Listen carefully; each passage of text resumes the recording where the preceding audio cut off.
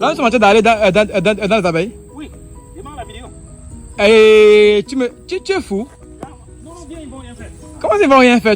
Non, ils ne sont pas agressifs. Ce pas les abeilles du Cameroun. Tu es fou dans ta tête. Oh, on parle des abeilles. J'ai les équipements, je peux te faire porter l'équipement si tu veux. J'ai les équipements dans la voiture. Non, ce n'est pas possible. J'ai le chapeau, la protection, j'ai les équipements là. Ok, de quoi est-ce qu'il y a des questions donc? Vas-y.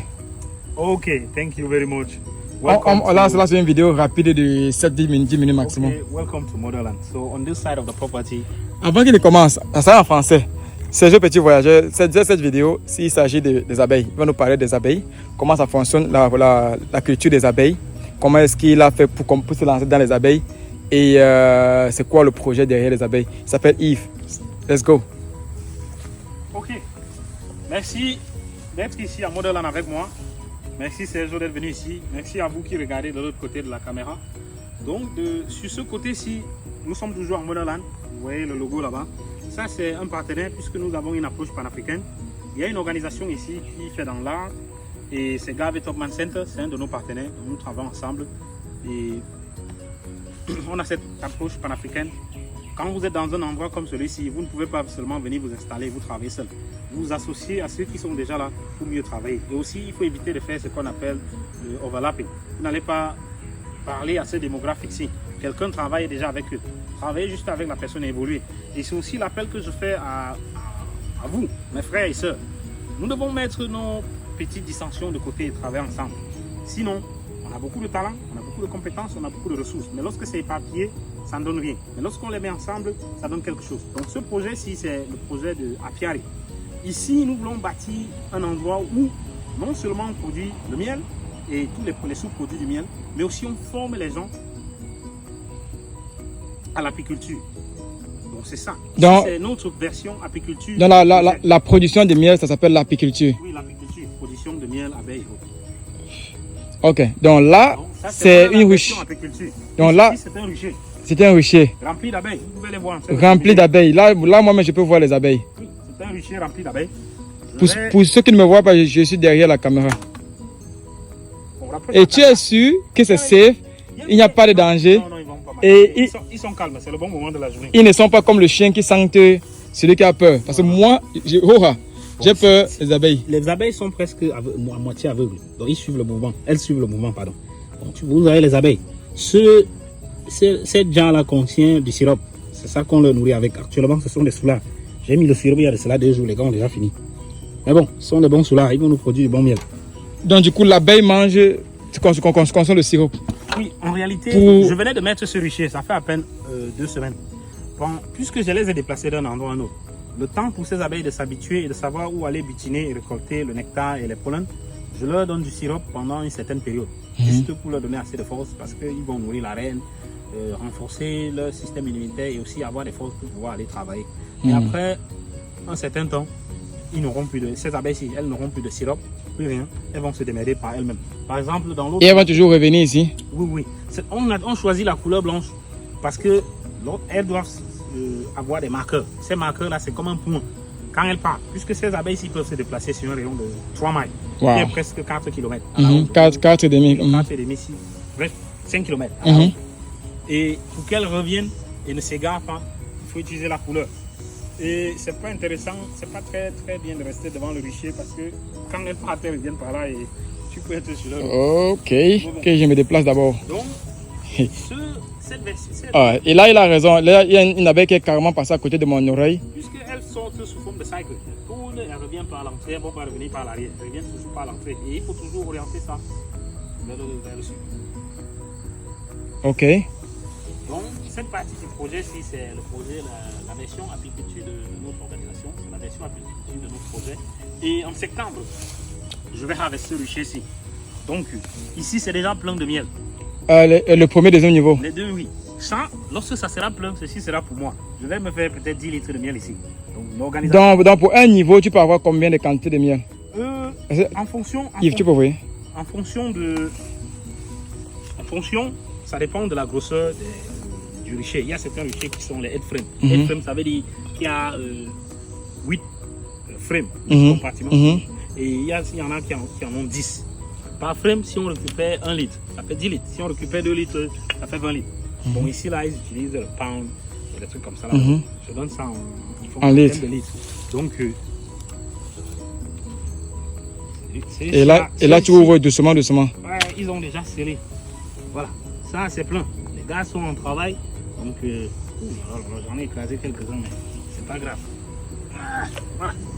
Les gars sont en train de bien encercler. Et ce n'est pas dangereux du tout? C'est dangereux, j'ai des équipements de protection, mais bon, je fais ça pour la caméra, c'est Wow. un truc que je prends. Ah, ouais, je viens d'avoir quelqu'un qui m'a donné quelque chose sur mon oreille. Et là, Yeah, je viens de recevoir quelque chose sur l'oreille, les gars. il y a passé là, tu les as provoqués, c'est ça? Oui, je suis venu dans leur maison et les gars sont vraiment agressifs. Ils sont très très agressifs, donc on va recouvrir et disparaître. Pour ne pas se faire piquer. Yep. On parle des abeilles. Il s'est fait goûter un peu. Ouais. C'est la production des abeilles. Vous avez vu comment il a fui. Et s'il fuit, je n'ai aucune intention de rester dans le secteur. Ils vont le suivre jusqu'à ce qu'ils vont se fatiguer. Ils sont en mode de protection de leur reine. Ils sont en train de protéger leur reine. Jusqu'à là-bas. D'aller. Donc je rentre vers lui pour qu'on voie si ce que ça fait de se faire piquer. Donc voilà ces ruches là-bas. Ce que ça fait de se faire piquer par les abeilles. Et là c'est son champ. Okay? Nous sommes aux États-Unis, à Chicago, Illinois. Et il a un grand champ. Il est en train de développer. Il a terrassiné ce côté-ci, comme vous pouvez voir. Et là c'est le véhicule, mon véhicule. Pour ceux qui connaissent aux États-Unis.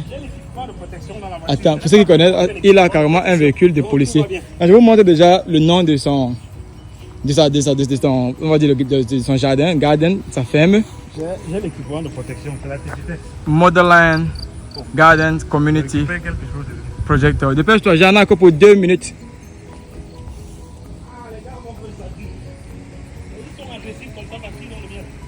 Ah voilà, donc il dit Isabelle a été agressive parce qu'ils ont le miel. Donc ici c'est son côté jardin où il aura des greenhouses. Pour ceux qui connaissent la greenhouse, c'est la production industrielle des produits de l'intérieur, vraiment contrôlé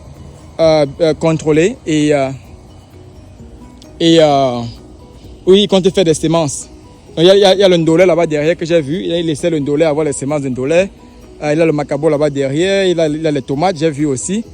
Et il m'a expliqué tout à l'heure comme quoi ici, il a couvert le sol pour ne pas utiliser les produits chimiques à tuer les mauvaises herbes. Donc il couvre le sol avec, vraiment, vous qui faites dans l'agroalimentaire, vous connaissez les agronomes là. Il couvre le sol pour tuer les mauvaises herbes au lieu d'utiliser les produits chimiques. Donc vous voyez, c'est un très très grand espace, très grand espace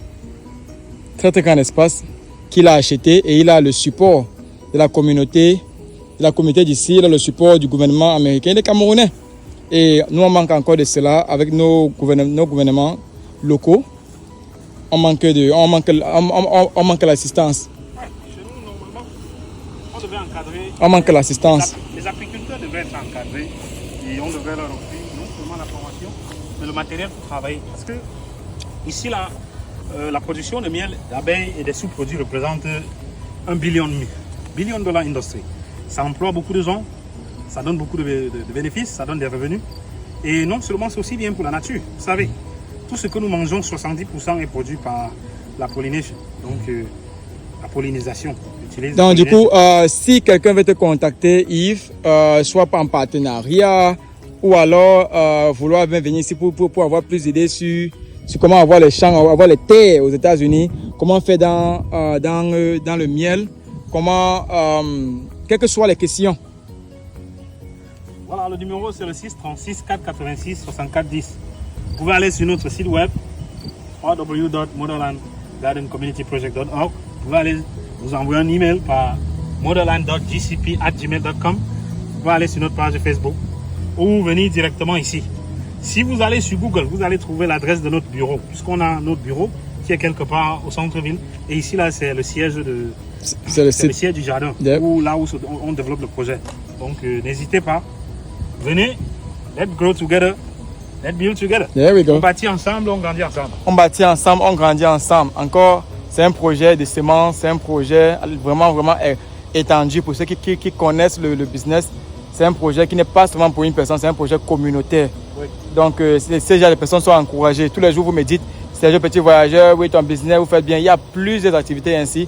Et je prendrai la peine de visiter plusieurs Camerounais, Africains, s'il le faut. Et je vais déposer des vidéos.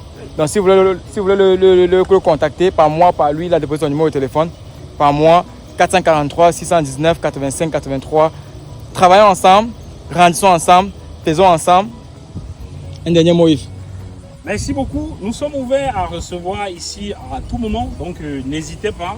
Même si vous voulez qu'on travaille sur des projets pareils dans vos différents États, que ce soit à l'étranger, que ce soit ici aux États-Unis ou au Canada ou en Amérique du Sud ou en Europe, n'hésitez pas. Nous avons l'expertise pour ce qu'on appelle les land deals.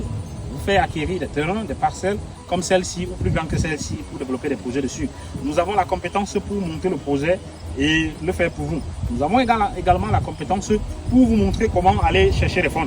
Par exemple, demain, j'ai une formation où je vais former des gens de mon équipe et d'autres organisations au fundraising, grant writing et proposal. Donc voilà aussi des choses dans lesquelles nous sommes compétents.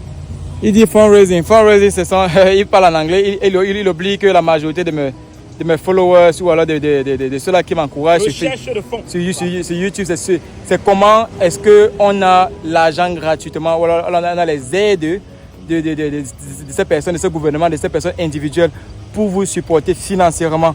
Comment est-ce qu'on écrit même les lettres pour déposer et demander encore un soutien. Certains sont là à l'école. Certains vont à l'école pour faire ce qu'il fait là, l'agriculture des champs. D'autres vont à l'école pour aider à faire ce qu'il fait. Lui, il aide, il assiste, il est présent et il est même sur le terrain. Il s'appelle Yves. Je monte, je développe, je suis, j'implémente et je reste là en backup. C'est-à-dire, je reste là comme quand vous achetez un matériel et qu'il y a le service après-vente. Donc, je fais le service après-vente, si vous voulez savoir. Je monte le projet, je vous fais gagner des fonds, vous récupérez ces fonds, nous implémentons le projet ensemble, je reste derrière pour former l'équipe. Et je suis là pour le service après-vente. Voilà, je vous tiens du début à la fin. Si vous voulez plus d'informations. Empower, uplift and lead. Donc, Inspire. Je vous inspire, je vous empower, je vous encourage, je vous soulève, et je vous lead. Ok.